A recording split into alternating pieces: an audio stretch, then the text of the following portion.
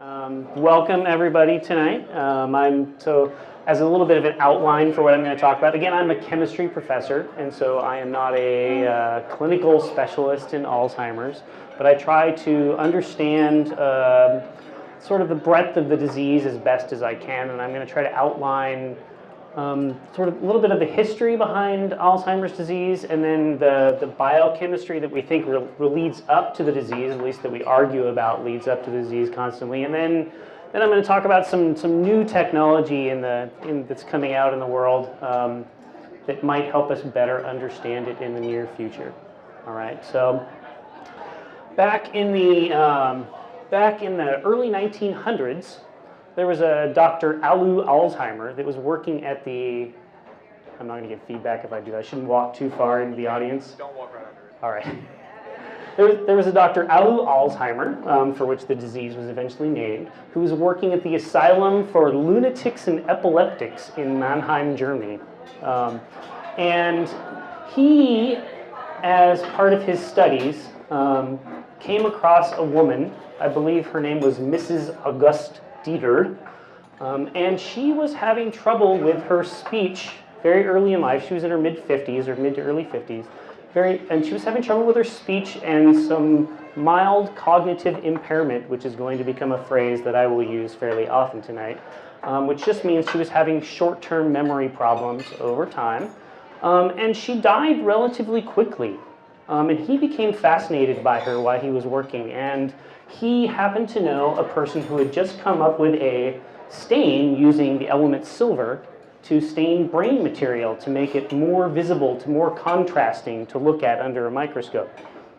And so when she died, he got permission to take her brain and slice it up and started looking at it, and what he saw was the beginnings of what later became neuropathology, which is he saw dense particles on the brain, which we now call amyloid plaques. Can you hear okay? Oh, I can hear good. Is it too loud? A little bit. All right. But I'm right here. Okay. Too loud for you. It's hard to tell when you're up here. And he also saw what looked like little tangles of strings in the brain, which we now call neurofibrillar tangles. But at the time, he just called them tangles. Actually, at the time, he called them clumps and tangles. And so this was 1906, I believe, at the time. And so obviously, Alzheimer's disease, which is the description at the time of a senile disease that occurred prior to the age in which you would normally see dementia, was named after him. Of course, there was politics involved with everything. There were other people involved, but we won't go into all of those stories tonight. So whenever I talk about things like this, it always amazes me wherever I go how many people dementia touches, especially Alzheimer's disease. I mean, so just a show of hands, how many people here have a relative or a loved one or a close associate that has had some sort of dementia or dementia-related? It really just touches everybody. And so I'm always amazed that when I go to these talks or I go to a symposium and people say, well, the leading cause of disease is this, and so you should give us all this money for research, and dementia never really falls up there on those scales. But if you think about it from another perspective, so if you take the two leading causes of death in the United States, which are cancer and heart disease, currently sort of fighting each other for number one, they have an estimated annual medical cost that is roughly right around $100 billion. This is based on 2010 numbers. I don't know what they would be today under the American Recovery Act numbers. But if you start taking into account what the care costs are for dementia in our country, so you're talking about at-home care, you're talking about out-of-pocket expenses, you're talking about full-time 24-hour care for a loved one or relative, then it turns out that those estimates come up to about $110 to $120 billion a year, which exceeds both of those in medical output, medical expenses. So it's a pretty significant problem in this day and age. Of course, dementia can be a lot of things, right? Dementia can be somebody who has a stroke that loses cognitive abilities. It can be somebody who has sort of lived the rock and roll lifestyle with drugs and alcohol, who has vascular problems in their brain, has lost brain tissue. It can be somebody who has, I'm trying to think off the top of my head, somebody who's had any number of different episodes, injuries, whatnot. And then you can have something like a progressive neurodegenerative disease like Alzheimer's. Turns out that Alzheimer's disease accounts for about 50 to 70% of most dementia that we talk about. Okay, 50 to 70% is a pretty broad spectrum, and it turns out that Alzheimer's disease, the way that we classify Alzheimer's disease now, which is really just a progressive dementia, usually associated with people that are in the pre-senile ages, so anywhere from 60 to 80 normally is where we would start to see Alzheimer's diagnosis. That even if you took away Alzheimer's completely, that you would only decrease the cases of dementia in our country by 50%, right? So does that belittle the problem? No, of course not. And it turns out that most people that develop amyloid-based neurodegenerative diseases like Alzheimer's actually tend to develop other types of dementia as well. So they have other types of brain injuries. So they'll have aneurysms, they'll have strokes, they'll have all kinds of problems with their vascular tissue in their brains, which will cause cell death. Okay? So curing Alzheimer's is not going to cure what we like to call the dementia epidemic in our country. Right? And so what do I talk about a dementia epidemic? Can anybody guess? So we actually live in a really interesting time right now where, I don't know how many of you know this, but the number of people that are over 65 or at or over 65 for the first time ever as a global society is now greater than the number of children that are under 5. Okay, this means that we have more old people running around than we do little kids. Right? This has given rise to a term that is sort of affectionate to me because I'm one of the people in this generation, but there's a term called the sandwich generation, which are those of us who have grown up under the baby boom generation, have for some bizarre reason waited to have children until later in life, probably due to economics or just our own professional endeavors, but whose parents have actually started to become I don't want to say a burden, but actually need care and assistance before you would normally think about it, basically at retirement age. And so there are a lot of us running around, people like me, and I would be a good example because I actually have this in my family, that are taking care of both their parents and their young children at the same time. Okay, so it's a pretty significant burden in our country. So, how is Alzheimer's diagnosed? Right. Alzheimer's is, as I just told you, it was discovered as a phenotype of brain slices. And so it turns out that for 100+ years after Alzheimer discovered this phenotype post-mortem in the brains of people with dementia, that was still the typical way in which somebody was diagnosed with Alzheimer's, actually post-mortem diagnosis.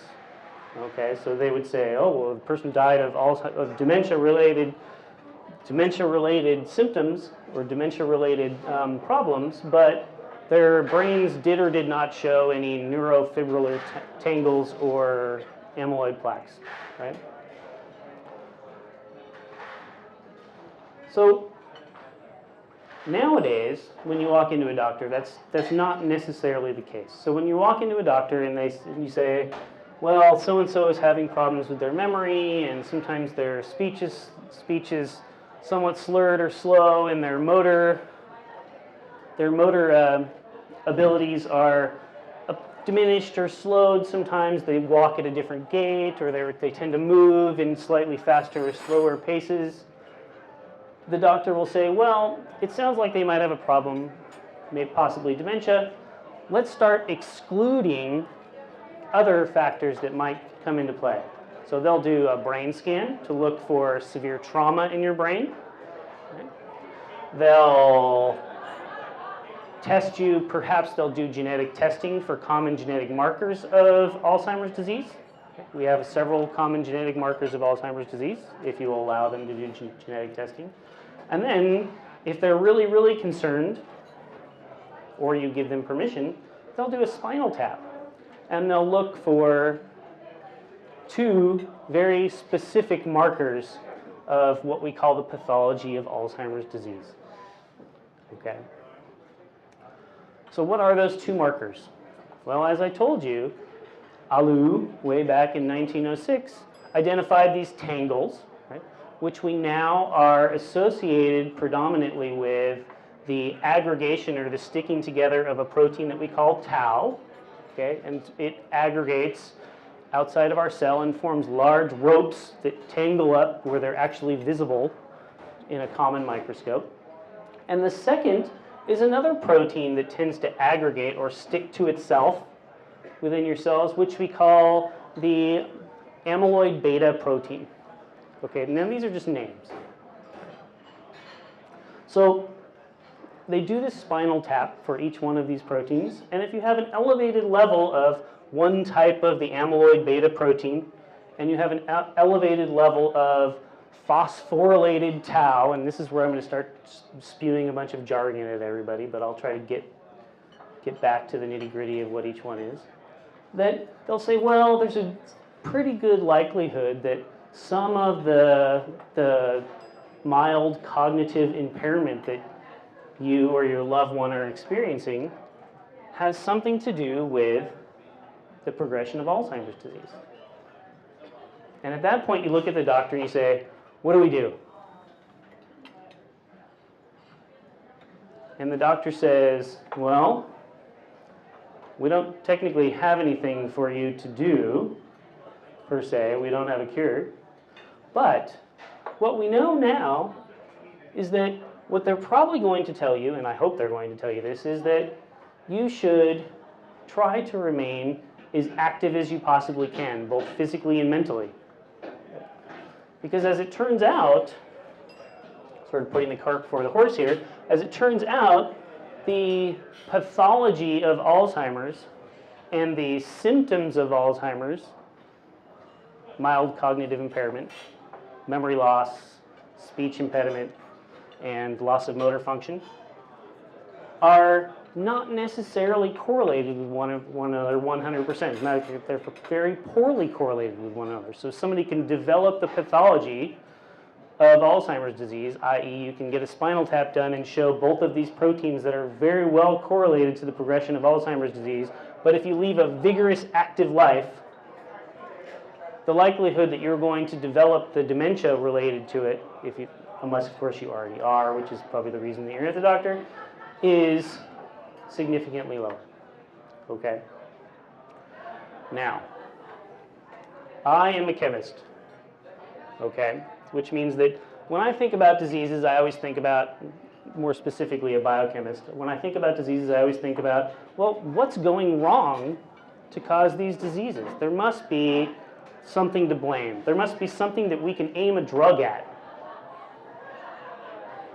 eventually that will help us to alleviate some of these progressions that occur.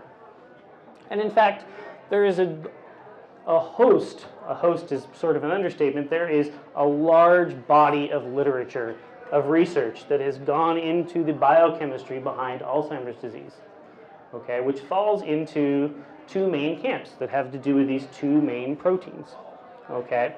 The first, and probably the most well-researched biochemical mechanism of Alzheimer's that's been researched is what's called the amyloid hypothesis. Has anybody ever heard of the amyloid hypothesis? I assume a lot of people have. Oh, or a few people. All right. The amyloid hypothesis has to do with these amyloid plaques being present in people's brains. Okay. And the amyloid plaques are full of this protein that I call the amyloid beta protein. Okay, they are long strings of this protein stuck together. Okay. Now, the amyloid beta protein is actually a fragment of a protein that gets cut up by little molecular scissors in our cell. Oops, little molecular scissors in our cell. And it turns out that it's just a byproduct of a completely unrelated biochemical reaction that takes place in our mitochondria. Now, how many people know what a mitochondria is? A few more people. So mitochondria are the energy factories of our cell. They're walled off by a lipid membrane, and they consume oxygen so that we can create energy from chemicals. We eat stuff, we consume oxygen, we make potential energy in the form of chemical ATP. Okay, that's the biochemistry spiel. Okay. Within these mitochondria are signaling molecules. Okay? Signaling molecules that are tethered to the membrane, like balloons tethered to a gate, if you want to think about it that way.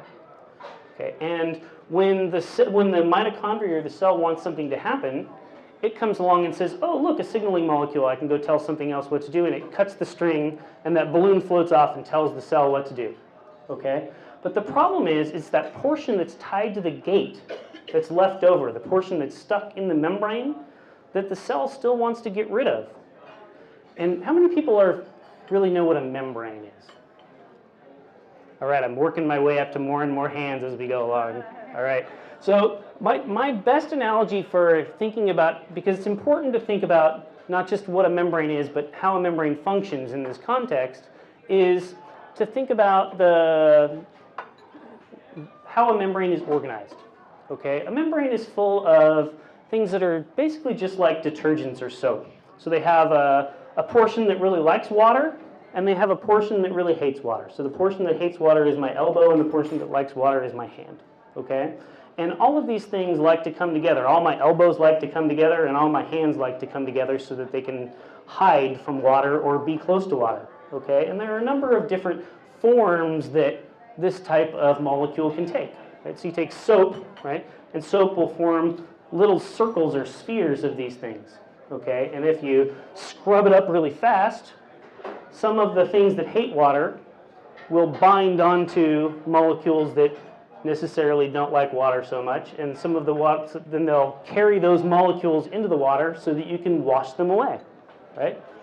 Dirt, basically. But if you take soap, if you want to think about soap like a protein, like a membrane, sorry, I'm going to get my terms mixed up in my head. If you think about soap like a membrane, it will organize itself in these lateral arrays where all of the water-hating portions are next to each other and all the water-loving portions are next to each other in sort of a nice film or a membrane, if you want to think about it that way. And the best way for me to demonstrate this, which I didn't do tonight, I usually do when I'm talking about this, is if you think about a child blowing soap bubbles, okay? Soap bubbles are sort of an inverted membrane where you have a water-loving end, okay, and a water-hating end, but the water-hating ends are sticking out, but they're trapping a thin layer of water in between all of them, okay? This is the exact opposite of a membrane. A membrane is keeping water out on both sides, and there's a sort of a greasy, grimy, water-hating internal layer, okay? And this is what our cell membranes are like, right? They hold water on either end. They keep water from passing across. They keep all kinds of things from passing across, right? If anybody's a big Star Trek fan and then you ever watch the Q episode where he says they have a continuous external integument, he's talking about your cell membrane that surrounds your entire body. But so this fragment that's tied to the fence post of string is stuck in our lipid membrane, okay? And our cells want to recycle it in some way, shape, or form. Because if you stick things in the membrane that are just left there, they'll eventually allow things to pass across the membrane that you don't want to pass across, okay? And as soon as you start allowing things to pass across a membrane that you don't want them to pass across, then your cell or your organelle, which is your mitochondria, has to start dealing with that trauma. Snip that last little piece of string that's tied to the fence. Okay, And in doing so, they'll release it from that water-hating environment out into the water-loving environment. Okay? So it turns out for Alzheimer's disease, it's the place at which it snips this string that's really important. Okay?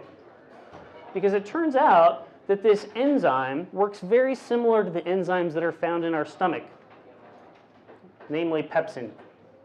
Okay? And pepsin, when we eat something, will take proteins that we eat and it will just start chopping them up consecutively. Okay? And the more it chops up your food, the easier it is to digest it, right? So this little string that's left over, when it gets cut, the more you chop it up into single pieces, the less water-hating it is, and the more water-loving it's going to be when it comes out to the other side. Okay, so this set of molecular scissors that comes up and cleaves it, or comes up and cuts it, grabs it, and then hopefully cuts it, and then cuts it again, and then cuts it again, and then cuts it again. Okay, until it's a pretty small fragment, and it's able to float out and be in the water fairly happily. Okay, problems arise when it does not cut it enough. When it does not cut it enough, it comes out of the membrane or this water-hating environment and ends up in the water, which it doesn't want to be in. And so it finds another one of these and sticks to it. Okay? And they start sticking together consecutively, making very long strings called amyloid fibrils or aggregates. Okay?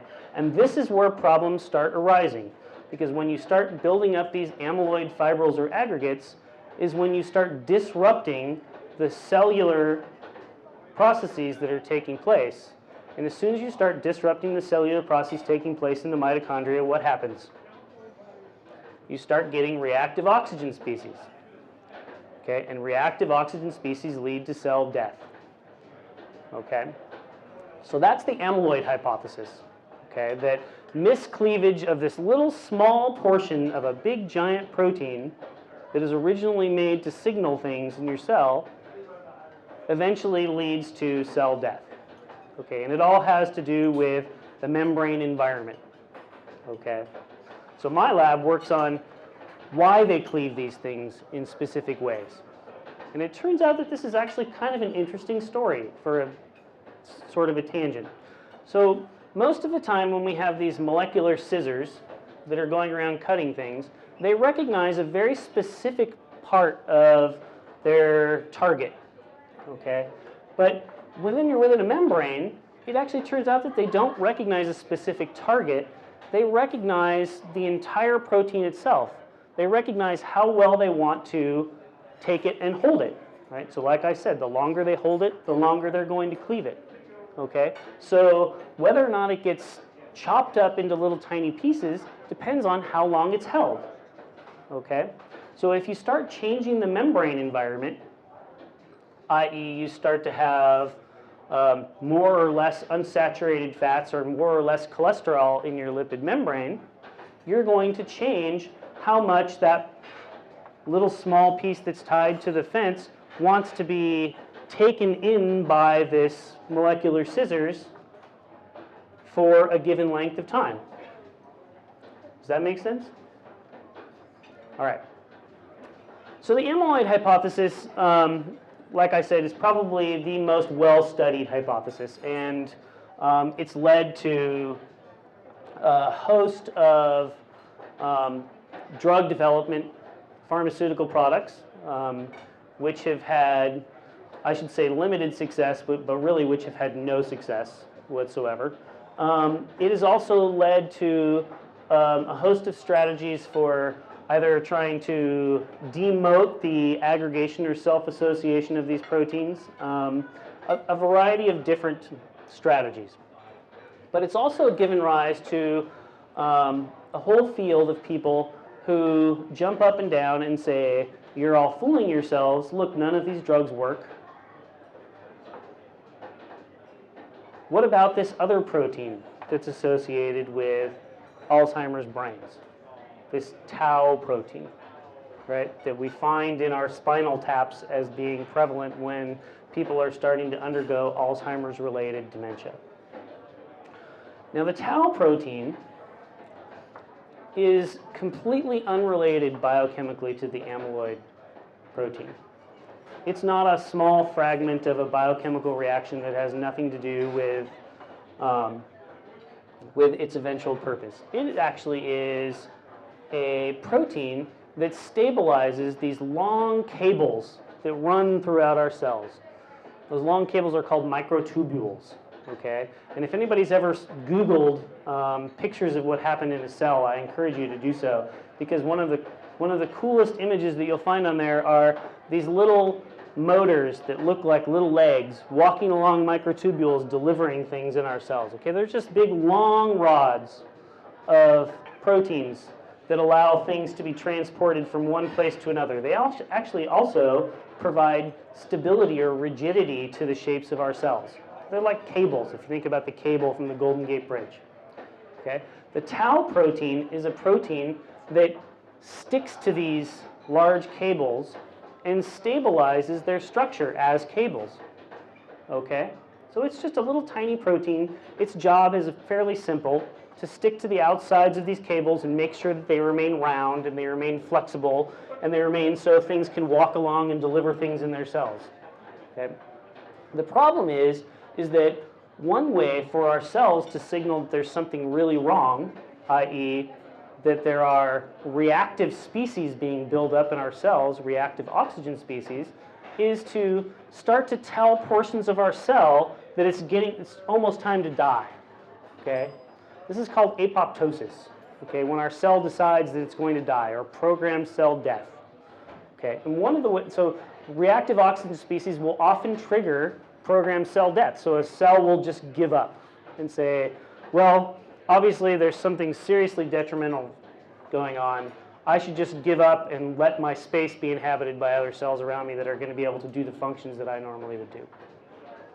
So the tau protein is actually one of the first indicators of that to happen.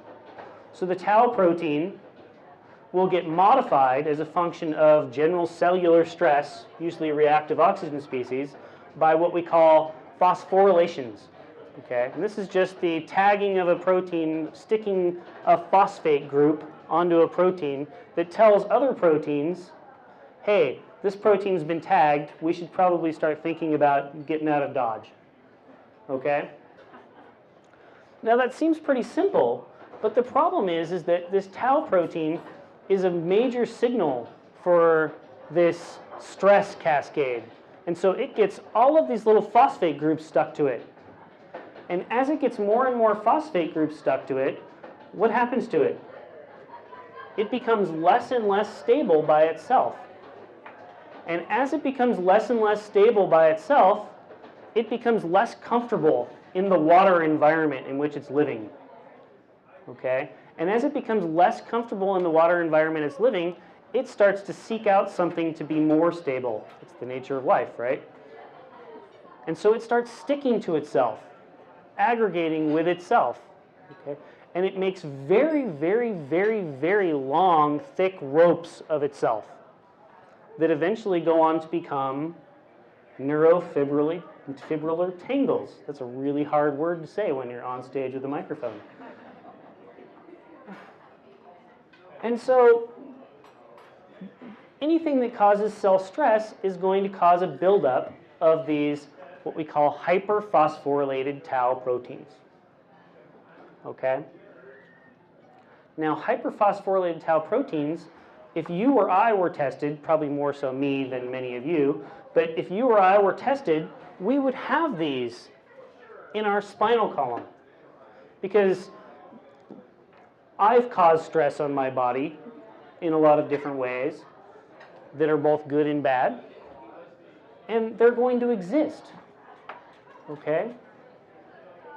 And so the problem that's often jumped up and down about with the tau hypothesis is you can start building up hyperphosphorylated tau 40 years, 30 years, 20 years before you will ever manifest any symptoms of mild cognitive impairment or dementia. okay? Yet, people who have been post-mortem identified with Alzheimer's disease have both neurofibrillary tangles and amyloid plaques together. So how are the two related to each other?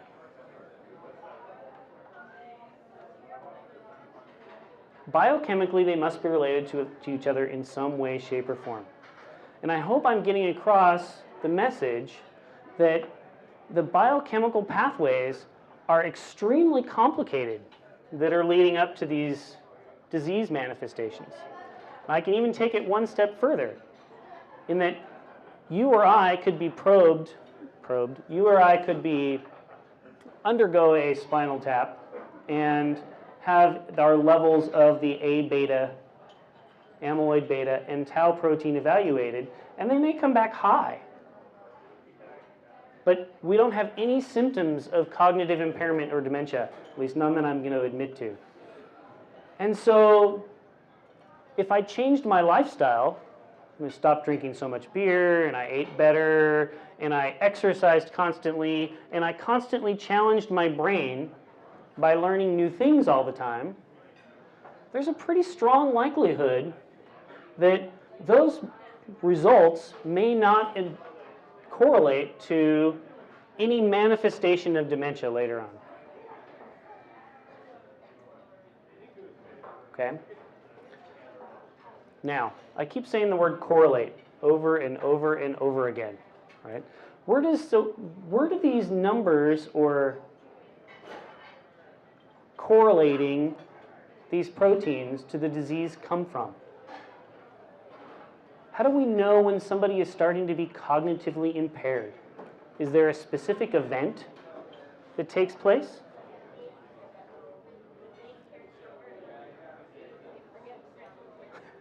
Well, usually somebody notices that they're forgetting things, right? Even though, again, I'm just going to keep using myself as an example. I'm pretty sure that my family tells me that all the time. So people will start showing mild symptoms of cognitive impairment, or they'll self-diagnose themselves, right? Or they'll undergo a brain scan for something else, and there will be a marker in their MRI or their CAT scan that signifies that they have some portion of their brain that is not functioning normally, right, under certain conditions.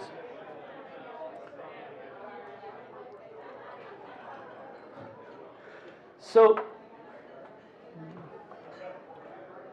sorry, I lost track of where I was.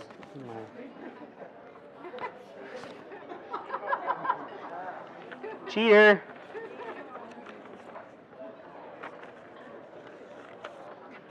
All right.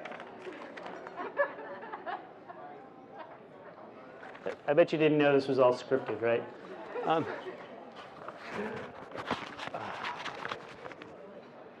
So how does the correlation occur? Right? So what normally researchers have done in the past is they've used a number of different indicators of cognitive impairment, and there are many of these. So people have used gait as a cognitive impairment, right? People have used questionnaires. People have done brain scans of their patients when they come in and they complain of memory loss.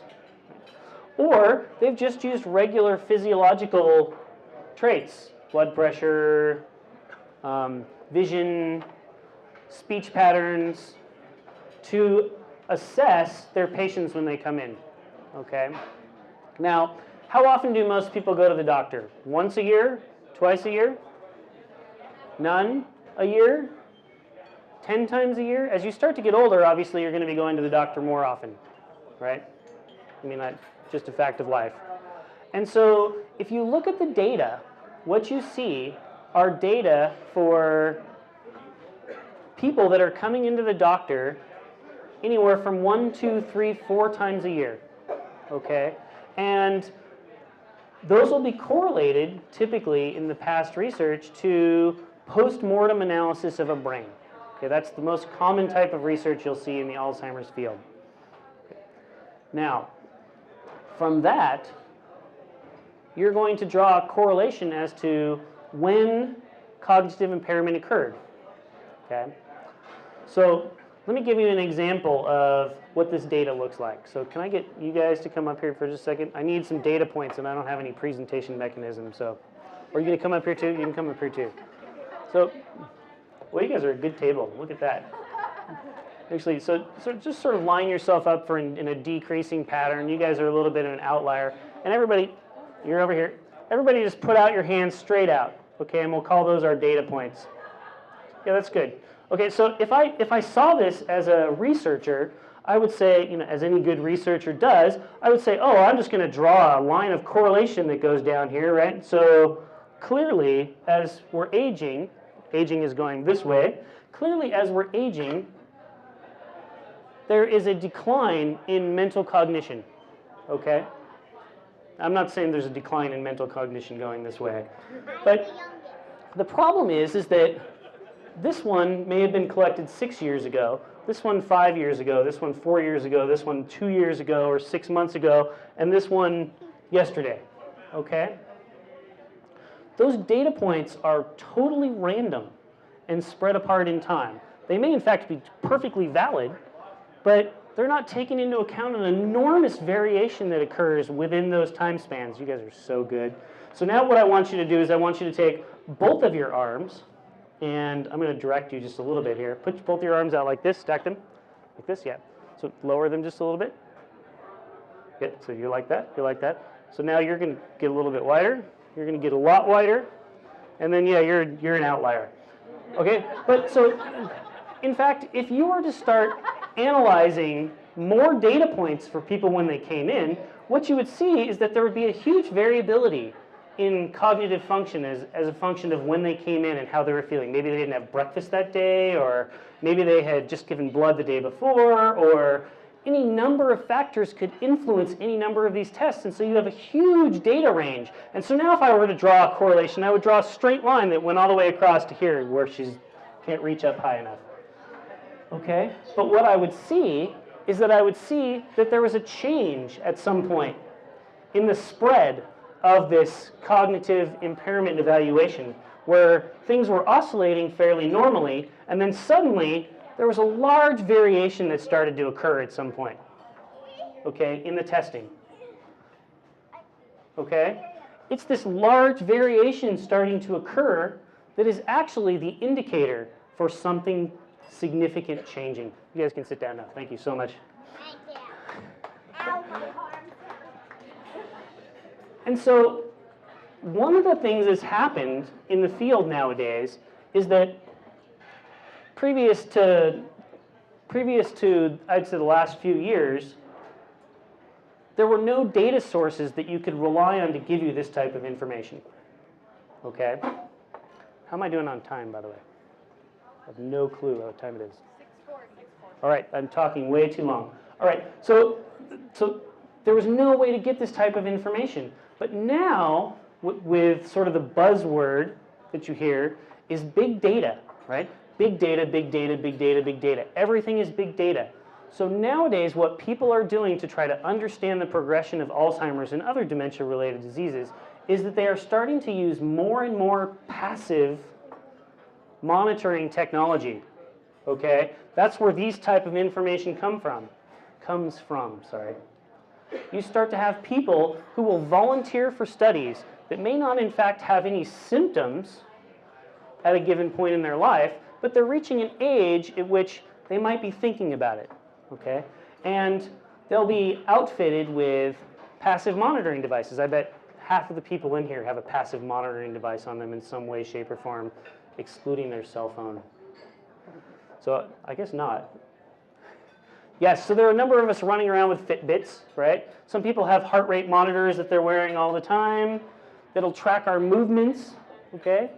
So there have been a number of studies that have occurred, actually there have been 4 studies that have occurred within the last 2 years, where people have actually volunteered to wear more than just a Fitbit or a heart rate monitor. They're actually starting to wear GPS trackers, as well as heart rate monitors, as well as live in environments that will monitor their movements. Again, go and open the refrigerator. How many times you open the refrigerator? what your heart rate is at certain periods of the day. And so when they go in and see their physician, the physician isn't just looking at, oh, well, your blood pressure is a little up today, and it looks like your cholesterol level is a little lower than we expect. They're looking at a massive amount of data that has been aggregated in real time by some of these studies. And what they're finding is that the changes in this oscillation pattern, that whenever there's a serious change, it's reflected in the manifold of how much somebody changes throughout the day. I don't know how many of you, well, I took a poll of how many of you have had somebody close to you have dementia. But all of us know, most of us have had kids anyway, so we're all experienced this. Most of us know that when somebody goes through large swings in their emotions or even in their cognitive function, that one of the first reactions to that is agitation. Okay? Agitation at not knowing what you're doing. Agitation at not being able to pull that word out of my head. I do this all the time when I'm lecturing. And so being able to convey that agitation to your physician is really hard because most of the time it's not the first thing on your mind. But if that agitation is recorded in terms of physiological parameters, your doctor has it at their fingertips. They know that those periods are getting more and more common in your life.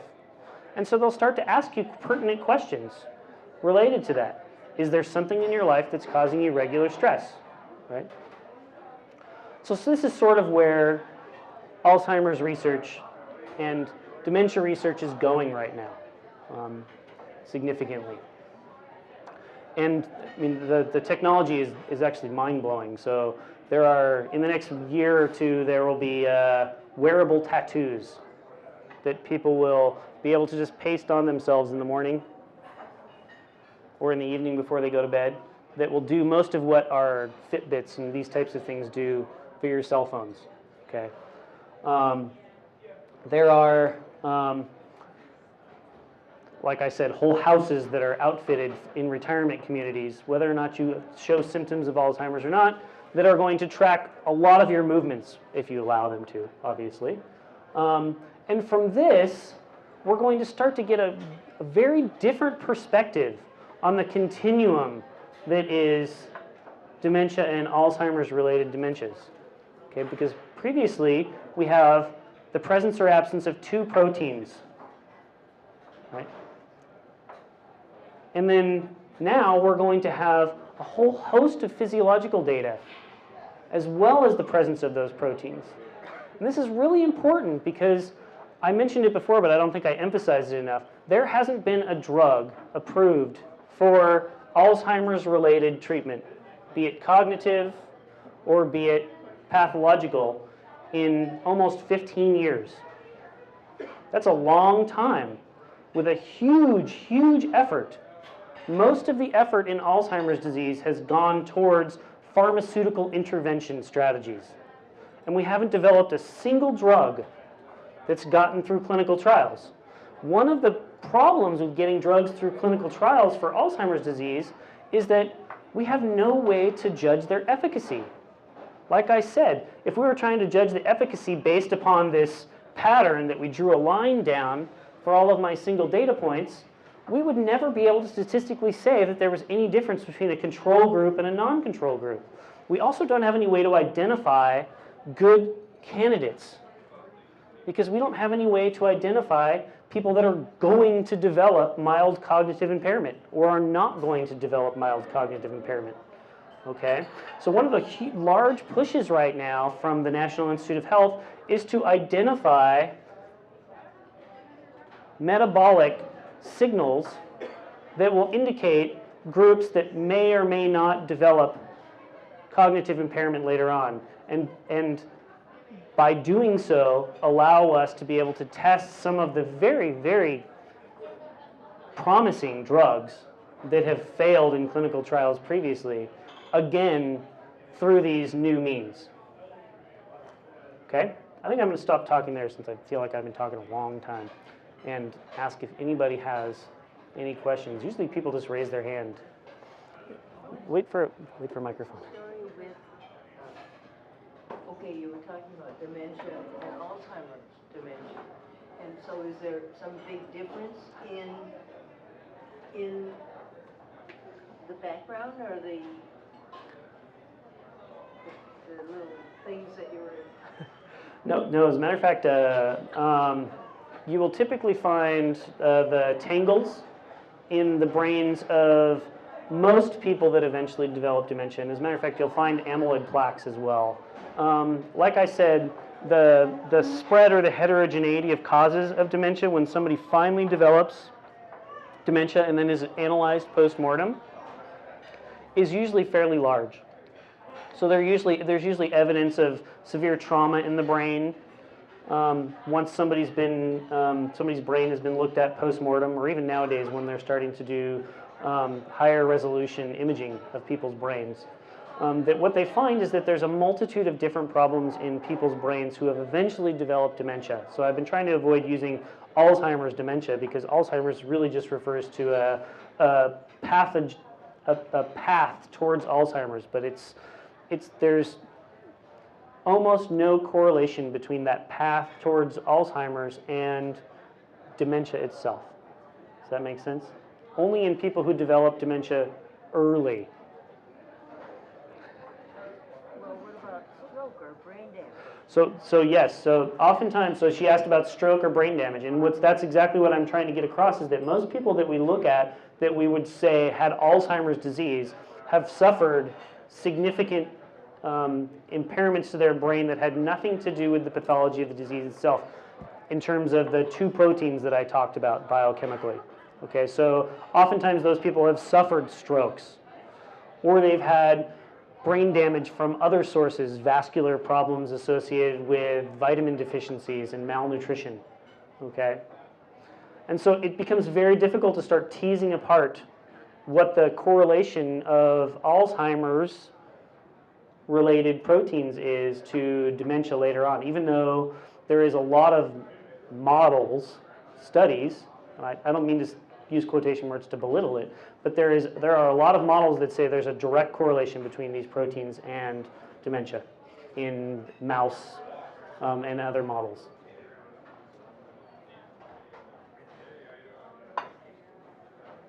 What will be your insights on inheritance or gender patterns? Yeah, I didn't even touch on gender patterns. So because of the role of mitochondria and the way that they tend to age between the different genders, women become exponentially more susceptible to these types of problems as they age than men do. It's just a fact of, yeah, I know, my wife's sticking her tongue out at me. And I mean, it's something we should all be aware of, and that and race is another huge issue. It's less clear with race than it is with gender. Certainly there's a huge statistical difference between gender and many of the biochemical markers that are falling out of some of these big omics studies, if you know what those are. Race is a little bit different. There seems to be some correlation with there's studies going on all over the world related to this, and so it's less clear, but certainly that starts to get mixed up with lifestyle, right? And lifestyle is a huge component of the manifestation of dementia, especially diet. So the three big ones for Alzheimer's disease are diet, eating a healthy, balanced, reasonable diet. Usually most people would refer to it as sort of a Mediterranean diet, so fish to get your oils, vegetables, low in super high fatty, high protein, whatnot. And then certainly exercise. Exercise is the number one correlated factor. So a healthy exercise lifestyle will significantly diminish your chances of developing Alzheimer's related dementia. And then the third thing, which seems to have a high correlation, is people who, and these are just fairly recent studies, I don't have all the numbers off the top of my head, but people who actively train their brains in new tasks all the time, so they learn a new skill constantly as they're getting up into the ages at which they become most sensitive to Alzheimer's related dementia or mild cognitive impairment. that seems to have a pretty high significance in terms of healthy brains. You think a lot, keep your brain active, challenge it a lot, and things will be okay, even though the correlations are much less significant than they are for exercise and diet. Didn't you say it was also stress related? Well, yes, certainly. So all of those things are going to cause stress, right? And that's and when I say stress, I don't mean stress in terms of your job. I meant cellular stress in that sense. But certainly stress related to your job. I mean, living a stressful life is going to cause those types of problems on your cells. Yeah. Do you see the two proteins in people that suffer from PTSD? Ooh, that I don't have any idea about. I could only hazard to guess that you probably would, but I don't have any idea. That's a really good question. Oh, I'm sorry. There's no microphone over here. He asked if you would see these types of things in people that display PTSD. Is that right? Yeah. And I just don't know about that. I'm sure that the Army and the Navy and the Air Force have all done massive amounts of studies. Yeah. Can we wait? Yeah. So that was a hard question. He asked about multi-determined pathways. So this comes into the what I was trying to talk about complexity. And so multi-determined pathways are where you start to have overlap between different pathways towards dementia or brain problems. And this is only something that we're just now starting to tease apart. And so we spent probably 10, 15 years in the amyloid versus tau regime, and now we're sort of entering the amyloid tau relatedness regime, and people trying to understand how those two pathways intersect. And it'll be very exciting to find out in the next few years what drops out of that. Just wondering You can't get there. high frequency vibration over a long period of time, say you fly around in helicopters for a long time. Right. Yeah, so there's actually quite a every once in a while I run around and I look at, so he asked about vibrations and how they might affect you over time. There's a lot of information on the internet, I guess is what you would say, having to do with vibrational frequencies, not so much the helicopter, but vibrational frequencies perhaps derived from especially low energy vibrational frequencies like from our cell phones or from power tower, that many people think that they will lead to cognitive impairment. But I would think that vibrational frequencies, if you're exposed to it over a long period of time, something as severe as a helicopter, or even a flight attendant on an airplane, that those are going to have a significant impact on not just your brain, but on your muscles.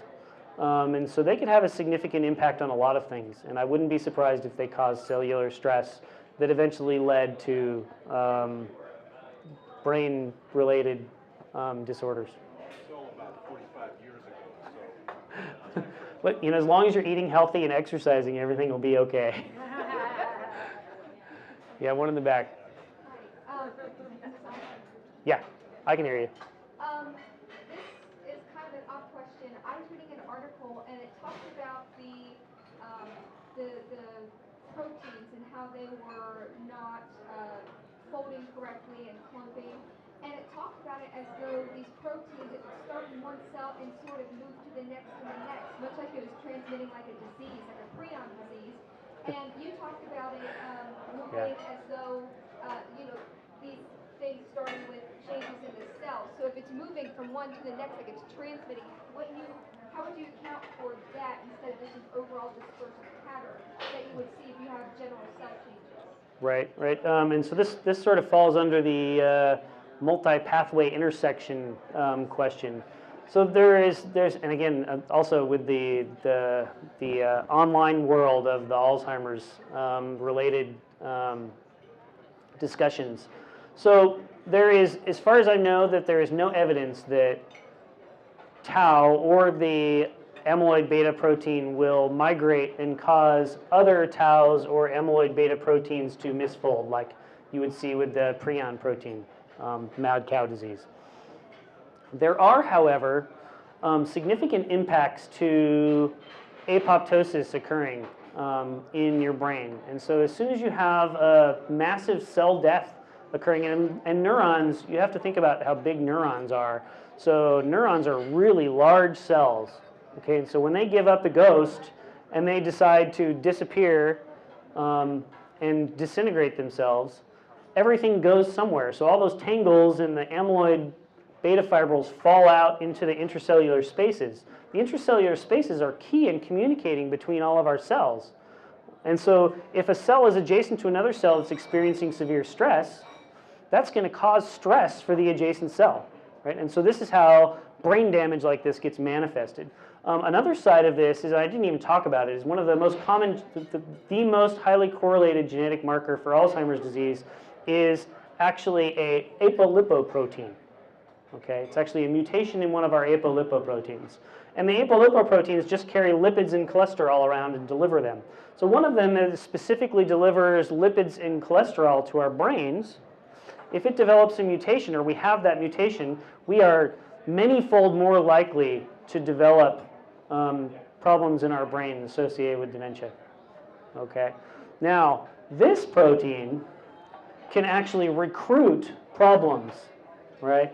And so because it passes through the blood-brain barrier and it's delivering and taking away lipids and cholesterol from the brain, it will actually start to recruit more of your bad lipoproteins, if you want to think about them that way, which are going to start upsetting the lipid chemistry in our brains, right? Remember, the lipid chemistry is very, very important for keeping our cells intact and our mitochondria intact, which again leads to more reactive oxygen species production, which again leads to more cell death, right? That's sort of a long-winded answer, but I was trying not to directly answer that question. Anxiety disorders contribute to the rate or probability of you having Alzheimer's? That's a really good question. So actually, there's a fairly high correlation for people who, two things, people that experience significant depression and anxiety, and people who have problems sleeping, right? And it turns out that those two things are fairly well related, right? So people that undergo depression and anxiety don't sleep very well, right, for one thing. And it is the numbers that I've seen, at least the numbers that I've seen recently, say that both of these things can increase your chances significantly. And increasing your chances significantly means, again, we're talking about bar plots that are correlated to people from over several years. How are we doing on time? We have time for one more question? I don't know if we'll have one more question. Yeah.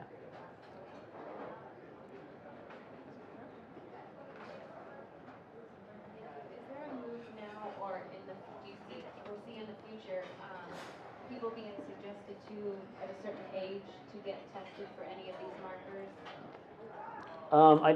I just came from a summit at the National Institute of Health this year where that topic came up frequently. And so it's a sticky issue because a lot of the ways in which you're going to be able to tell whether or not there's something changing significantly is to start.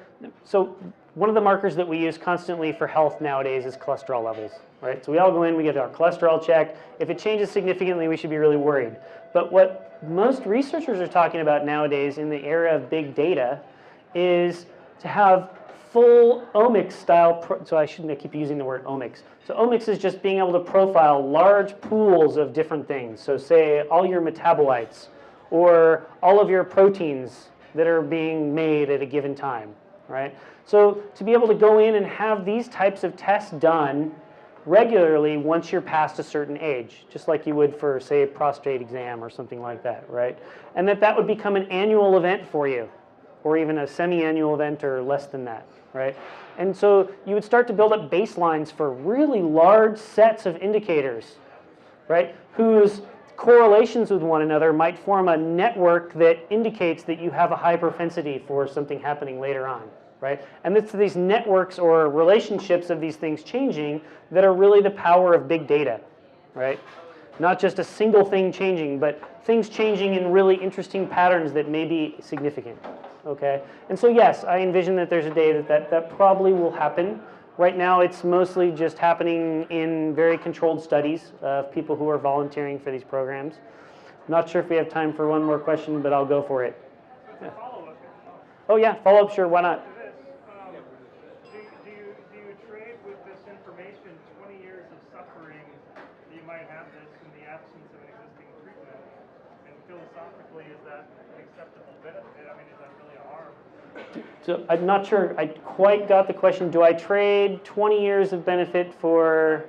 20 years of potential suffering from the angst of a disease that may occur in Right. the absence of a meaningful treatment? Right, right. Well, so there's two answers to that question. One, so me being the altruistic professor, yes, of course you do. But two, no, seriously, these types of monitoring systems are monitoring much more than just your cognitive abilities all the time, right? And so it's like being able to see a doctor every day, right? And having that go onto your doctor's chart. So it doesn't necessarily need to be about Alzheimer's disease or Parkinson's disease or something like that. It's more about your health is just being monitored much more actively, right, when you volunteer for these studies. That's the way I think about it. I've never been asked to be in one of these studies. Maybe they'll do one on university professors eventually. That would be scary.